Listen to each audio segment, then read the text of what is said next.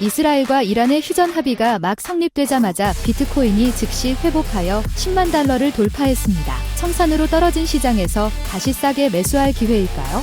비트코인은 힘을 비축 중입니까? 아니면 매수 유도를 노린 함정입니까? AI 네이티브 결제부터 온체인 재무제표 전쟁까지 A16Z의 단기 보고서에는 어떤 신호가 담겨 있을까요? 온체인 리스크 관리가 법적 지뢰바드로 바뀌고 있습니다. 3AC와 FTX의 전쟁은 암호화폐 업계의 규칙을 다시 쓰게 될까요? 마이크로소프트, 아마존, 메타는 여전히 요지부동입니다. 비트코인을 보유할 만한 가치가 있을까요? BNB도 자산 부채표에 등재되는 시대가 오고 있습니다.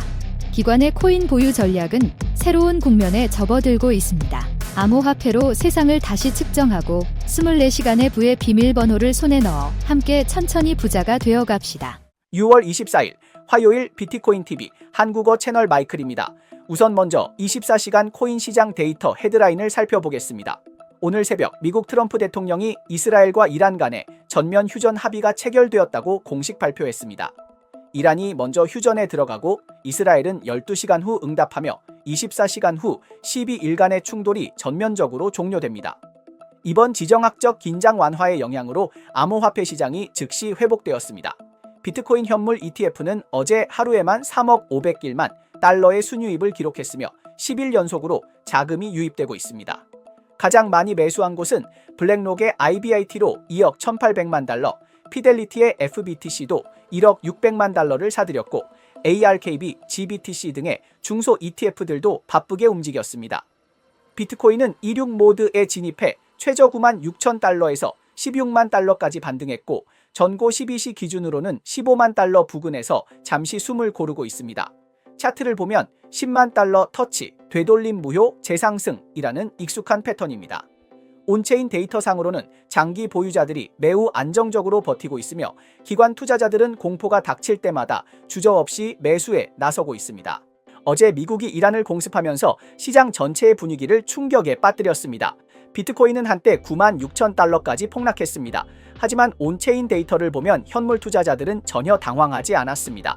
핵심 지표인 단기 보유자의 지출 대비 수익률은 단기 보유자가 손절했는지를 보여주는 지표인데 지금 수치가 0.998입니다. 이는 약간 손해는 보았지만 공포 수준은 아니라는 뜻입니다. 이후 비트코인은 다시 반등하여 16만 달러까지 올랐고 현재는 9,822달러의 실현 가격 위에서 안정적으로 버티고 있습니다.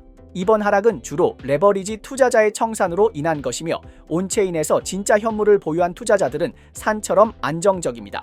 이것이야말로 바람이 불어도 나는 움직이지 않고 비가 지나간 후 다시 오른다는 상황입니다. 그러니 시장의 요동에 겁먹지 마십시오. 진정한 비트코인 보유자들은 이미 불교적 마음으로 차트를 바라보고 있습니다. 당신이 던지든 말든 나는 내 코인을 가지고 있을 뿐입니다. 당황하는 쪽이 지는 것입니다. 어제 공개된 온체인 데이터를 보면 흥미로운 사실이 있습니다. 이제 사람들은 비트코인을 잠궈두고 거래소에 옮기려는 의지가 거의 없습니다. 현재 매일 거래소에 비트코인을 입금하는 주소 수는 고작 3만 7천 개 수준이며 30일 평균은 4만 6,700개, 연간 평균도 겨우 7만 개를 넘는 수준입니다. 과거와 비교하면 마치 심야의 지하철역처럼 조용합니다. 2015년부터 2021년까지는 하루 평균 18만 개의 주소가 거래에 참여했고 마치 설날 기차표 전쟁처럼 뜨거웠습니다. 그런데 왜 지금은 이렇게 차분할까요? 첫째, 대형 투자자들은 이제 직접 코인을 옮기지 않고 ETF를 통해 투자하기 때문입니다.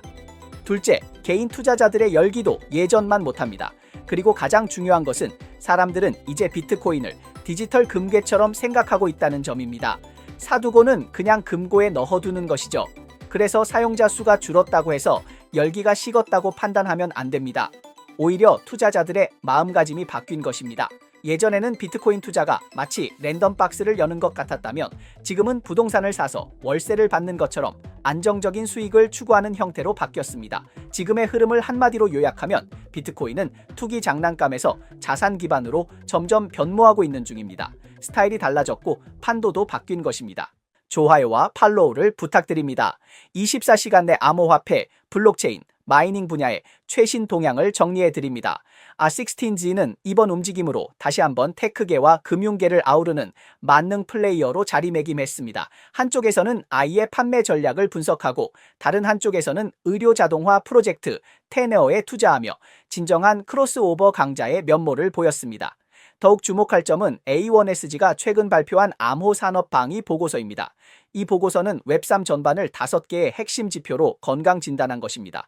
올 상반기 시장은 정말로 요동쳤습니다. 스트라이프는 내장형 지갑 PIV 인수를 서두르고 스테이블 코인 분야에는 전통 금융 기관들이 줄지어 진입했습니다. 디파이 수수료는 계속 하락하고 사용자 활동성은 상승하며 인프라 역시 본격적으로 기지개를 켰습니다. 그렇다면 하반기엔 어떻게 전개될까요? A16Z가 보낸 신호가 따를 만한 가치가 있는지 계속해서 살펴보겠습니다. 지갑 분야에서는 현재 월간 모바일 지갑 사용자 수가 3,440만 명에 달하며 전년 대비 23% 증가했습니다. 거래 수수료가 낮아지고 EIP-7702 등 계정 추상화 프로토콜로 사용자 경험이 향상되며 사용량이 지속적으로 증가하고 있습니다. 프리비와 같은 내장형 지갑 제품은 스트라이프 등 대기업들에 의해 적극적으로 인수되고 있습니다. 또한 스테이블 코인의 월간 거래액은 7,020억 달러를 돌파하며 전년 대비 49% 증가했습니다. 현재 스테이블 코인을 이용해 달러 거래를 하면 1초 만에 결제되고 수수료는 1센트 이하입니다. 전통 금융 대기업 빗서, 매스터카드도 투자를 확대하고 있으며 메이 등 신규 진입자들도 속도를 내고 있습니다. Crypto is a great kind of backbone for doing that because it's a way to actually pay for everything, have an economic incentive. And then there's, look, crypto. There's going to be billions of AI agents in the world. They're going to need to transact, and so you're going to need crypto. You're going to need AI native payments. 보고서는 기관 자금이 시장에 빠르게 유입되고 있다고 밝혔습니다. 6월 비트코인 및 이더리움 ETP 상품 순유입액은 450억 달러로 28% 증가했습니다. 미국 증권거래위원회도 최근 솔라너 현물 ETF 발행사의 신청 서류 갱신을 요구했으며 승인에 가까워졌다는 해석도 나오고 있습니다. 또한 탈중앙화 거래소의 현물 거래 비율은 2024년 11%에서 2025년에는 17%로 상승했고 거래량은 51% 증가했습니다. 전체 산업의 월 평균 거래 수수료는 4.39억 달러에서 2.39억 달러로 감소하며 43%의 하락폭을 기록했습니다. 이는 각 퍼블릭 체인이 사용자 비용 절감을 위해 기술을 지속적으로 최적화하고 있음을 보여줍니다. 기뻐하기는 이릅니다. 월간 지갑 사용자 수 3,440만 명이라는 수치는 굉장해 보이지만 요즘 누구 스마트폰에 앱이 10개쯤 안 깔려 있겠습니까? 일부는 에어드랍 노리고 깔았다가 한 번 쓰고 삭제된 지갑일지도 모릅니다. 서클이 IPO에 돌입하고 스테이블 코인 거래가 급증한 것도 전통 금융이 이를 전자 마오타이처럼 투기 대상으로 보기 시작했기 때문일 수 있습니다. 진짜 마오타이는 못 마시지만 온체인에서 한잔 하는 셈입니다. 더 안타까운 건 6월 기준으로 온체인 월 수익이 100만 달러를 넘는 토큰이 고작 22개뿐이라는 사실입니다. A16Z는 아주 직설적으로 말했습니다. 하반기에는 더 이상 그림 그리기로 스토리를 말하지 말라는 것입니다. 실제로 현금을 벌 수 있는 프로젝트만이 밸류에이션을 논할 자격이 있습니다. 이제 암호화폐 시장도 재무제표와 현금 흐름을 놓고 경쟁하는 시대에 들어섰습니다. 누가 마지막에 웃을까요? 실제로 돈을 번 FTX와 3LO 캐피탈 3AC. 이 파산 앙숙이 최근 또다시 충돌했습니다. 3AC는 암호화폐 업계에서 고래버리지 전략으로 유명한 강경파로 테라 생태계에 몰빵했다가 2022년 루나 폭락 사태로 자금이 직격탄을 맞아 한 푼의 리스크 해지도 하지 못하고 무너졌습니다. 당시 FTX는 도움을 명목으로 3AC의 포지션을 정리했으며 본래는 손실을 줄이기 위한 조치였습니다. 그러나 이제 와서 3AC가 역공을 펼치며 너무 과하게 정리해서 우리 상황을 더 악화시켰다며 수십억 달러의 배상을 요구하고 있습니다. 한쪽은 폭락, 한쪽은 소송. 이 스토리는 암호화폐 업계의 고전적인 속편이라고 할 수 있습니다. 올해 3월 미국 파산법원은 3AC가 FTX에 제기한 청구 금액을 1억 2천만 달러에서 15억 3천만 달러로 상향 조정하는 것을 승인했습니다. 2024년 11월 3AC는 새로운 증거를 발견했다며 FTX가 파산 청산 절차 시작 2주 전에 3AC가 보유한 15억 달러 상당의 자산을 매도했다고 주장했습니다. If you recall, one of the biggest critics of us right after our collapse was Sam Bankman-Fried himself of FTX. And we now know, as things are coming out, that he was probably covering up a lot of things on his side. And it's also coming out that he hunted our positions. 그러나 FTX 측 변호사는 3A씨의 청구 근거가 사실과 다르며 중요한 사실을 무시했다고 반박했습니다. FTX는 당시 3A씨의 8억 2천만 달러 규모의 포지션을 정리한 것은 손실 최소화를 위한 조치였으며 오히려 3A씨가 파산 시 추가로 입을 수 있었던 1,800만 달러의 손실을 방지했다고 설명했습니다. 3A씨와 FTX의 암호화폐 업계 앙숙 대결은 정말 끝이 없습니다. 현재 3A씨는 XT의 반박에 대해 7월 11일까지 답변을 제출해야 하며 법원은 8월 12일 증거 없는 청문회를 열기로 예정했습니다. 하지만 이제 이 싸움은 단순한 둘 간의 싸움이 아닙니다. 한쪽은 청산된 레버리지의 왕, 다른 한쪽은 무너진 거래소의 제왕으로 이제는 서로를 공격하는 강도마저 당시 사태보다 더 격해졌습니다. 암호화폐 업계 전체가 긴장 속에 지켜보고 있는 상황입니다. 투자자들은 말합니다. 대형 기관들도 이렇게 신뢰할 수 없다면 우리가 누구를 믿을 수 있겠는가? 솔직히 말해 이 사건은 오래된 문제 하나를 다시 부각시켰습니다. 바로 온체인 리스크 관리가 제도적 뒷받침이 없다면 언제든지 법적 리스크로 비화할 수 있다는 점입니다. 따라서 이건 단순히 두 파산 기업의 다툼이 아닙니다. 이 소송은 암호화폐 업계 전반의 청산 구조와 규제 규칙이 다시 짜이는 계기가 될 수 있으며 결국 싸우는 건 두 회사지만 비용은 업계 전체가 치를 수 있습니다.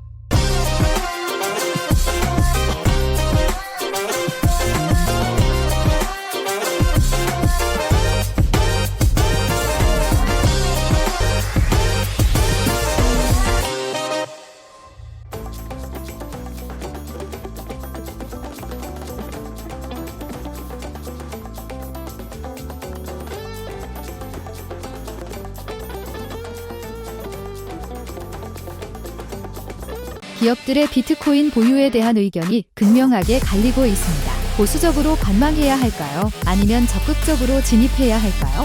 비트코인에서 BNB까지 누가 기업 자산의 새로운 기준을 정의하고 있습니까? 요즘 기업들 사이에서 새롭게 떠오르는 개념이 있습니다. 바로 기업 비트코인 준비금입니다. 간단히 말하면 자산을 더 이상 달러나 채권에만 묶어두지 않고 아예 비트코인을 사서 바닥 자산으로 쌓아두자는 전략입니다. 이걸 제일 먼저 들고 나온 건 마이클 세일러가 이끄는 마이크로 스트래티지였습니다. 그 매수 규모는 정말 엄청나서 거의 온체인 연준 수준이죠. 최근에는 점점 더 많은 기업들이 전통 금고를 디지털 금고로 바꿔야 하나 하는 고민을 시작했습니다. 심지어 강세론자들 사이에선 비트코인 13만 달러 간다. 아니 150만 달러도 가능하다는 목소리까지 나옵니다. 하지만 동시에 대기업 중 상당수는 마취라도 맞은 듯 가만히 앉아서 여전히 달러를 세고 있습니다. 이제 진짜 문제는 바로 이것입니다. 누가 먼저 진입하느냐에 따라 향후 한 세대의 자산 배분 기준이 결정될 수 있다는 것입니다. Probably the biggest thing that's happened in the past 4 years for Bitcoin. It's incredibly auspicious for Bitcoin and for the entire crypto industry. But we're also getting a lot of very constructive support from Wall Street. BlackRock has been a very, very strong voice articulating the Bitcoin value proposition.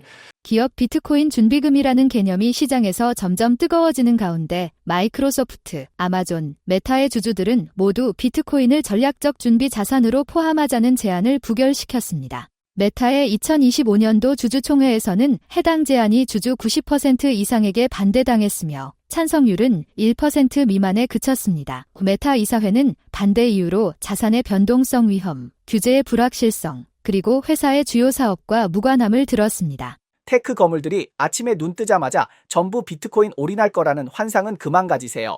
메타, 아마존, 마이크로소프트는 지금도 본업에서 돈 벌기 바쁩니다. 암호화폐 시장에 선봉으로 뛰어들 여유가 없습니다. 왜 뛰어들지 않느냐고요? 규제는 불확실하고 회계 기준도 정리되지 않았고 커스터디 방식은 리스크 투성이다. 이런 일에 대기업은 절대 쉽게 손대지 않습니다. X에서 기업 코인 매수 시대 도래 같은 소리가 들려도 현실은 아직 시간이 필요합니다. 보수파들 입장에서 보면 비트코인이 표준 자산 배분으로 자리 잡기 위해선 정책, 프로세스, 리스크 관리 등 모든 시스템이 완벽히 갖춰져야 합니다. 하지만 공격파의 입장은 정반대입니다. 그들은 지금이 전략적 기회의 창이라고 보고 있습니다. 룰이 다 정해지고 규제가 성숙되길 기다렸다가는 이미 시장 기회를 놓친다는 것입니다. 늦게 움직이면 결국 주도권을 빼앗긴다는 거죠. 어젯밤 비트코인의 찐 홀더 마이클 세일러가 SNS에 글을 올렸습니다. 마이크로스트래티지는 6월 16일부터 22일 사이에 260만 달러를 추가 조달했고 주저없이 비트코인 245개를 매수했습니다. 평균 당한은 15만 8,560달러였으며 그야말로 과감한 매수였습니다. 현재 마이크로스트래티지의 보유량은 59만 2,345개로 60만 개 돌파까지 단 한 걸음만을 남겨두고 있습니다. 흥미로운 점은 최근 BNB 체인이 마치 마이클 세일러의 전략을 따라하는 듯한 모습입니다. 전 월스트리트 고위 인사 3명이 빌드 앤드 빌드 코어퍼레이션을 설립하고 6월 말까지 1억 달러를 조달해 공개 시장에서 BNB를 분할 매수하고 회사를 나스닥에 상장시킬 계획입니다. 이 계획이 실현되면 BNB는 사상 처음으로 상장 기업의 준비 자산이 되며 기업의 암호화폐 보유 전략이 비트코인에서 멀티체인 생태계로 확장되고 있음을 상징하게 됩니다. 이에 대해 바이낸스 창립자 자오창펑은 BNB를 기업 자산으로 포함하려는 기업이 더 있다고 밝혔습니다. What we've seen, and I still believe that 100% is Bitcoin is usually the first crypto that people interact with when they come to crypto. BNB 체인은 5월부터 온체인 데이터가 폭발적으로 증가하고 있습니다. 하루 거래 건수가 600만 건에서 1,500만 건까지 급증했고 활성 주소 수도 200만 돌파를 눈앞에 두고 있으며 실사용자 수도 사상 최고치인 1,700만 명을 기록했습니다. 이 흐름은 마치 매수 후 보유, 보유 후 상승되기라는 마이크로 스트래티지의 시나리오를 체인 전체에서 재현하고 있는 듯합니다. 데이터를 끌어올리면서 시세까지 밀어올리며 체인 업계 최상위권을 향해 전속력으로 달려가고 있습니다. 지난 수년간 마이크로 스트래티지는 사실상 비트코인 축적 1등 주식이 되었고 5년간 꾸준히 매집하며 자산뿐 아니라 주가까지 코인 가격과 함께 급등시켜 금융 레버리지 이중 엔진 전략을 성공시켰습니다. 이 전략은 많은 상장사들에게 영감을 주었고 전 세계 수많은 기업들이 앞다투어 자사 재무제표에 비트코인을 편입했습니다. 이제 빌드앤빌드 코퍼레이션이 이 전략을 BNB로 복제한다면 이는 멀티체인 자산이 처음으로 상장사 준비 자산에 편입되는 사례가 되며 암호화폐 보유 전략이 비트코인에서 더 넓은 생태계로 확장되고 있음을 뜻합니다. 이는 BNB의 기관 투자 내러티브 원년이 될 수 있습니다. 이번 주 미 연준 의장 제롬 파월이 의회에 출석할 예정입니다. 그는 연준 안팎에서 거세지는 금리 인하 압박에 직면하게 됩니다.